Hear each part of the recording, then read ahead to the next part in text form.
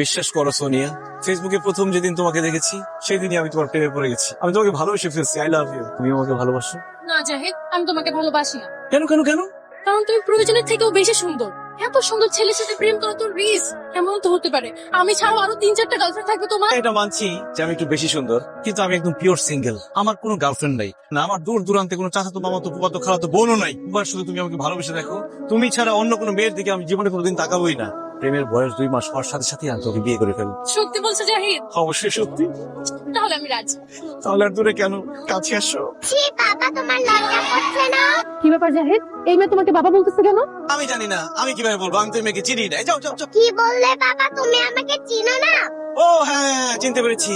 ও হচ্ছে আমার বড় ভাইয়ের মেয়ে। মানে আমি অনেক আদর করি তো, অনেক চকলেট অনেক আইসক্রিম দেই, এই জন্য আমাকে বাবা বলে ডাকা। যাও বাবা, ওইদিকে গিয়ে খেলো, আমরা একটু কথা বলছি। খবরদার বাবা, একদম মিথ্যা কথা বলবে না। আমি ওনার বড় ভাইয়ের মেয়ে না, আমি ওনারই মেয়ে।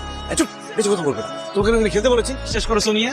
ও আমার মেয়ে না। কথা বলছি, দাঁড়াও এখনই প্রমাণ দিচ্ছি। এ দেখো আমার আইডি কার্ড, এখানে আমার বাবার নাম লেখা আছে।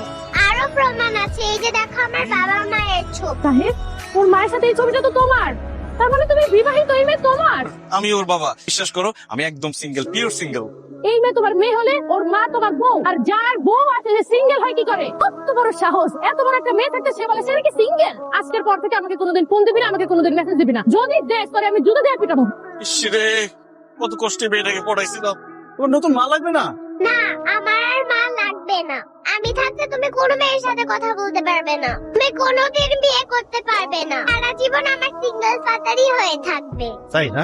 ওরে দুষ্ট তোর, দাঁড়া এদিকে।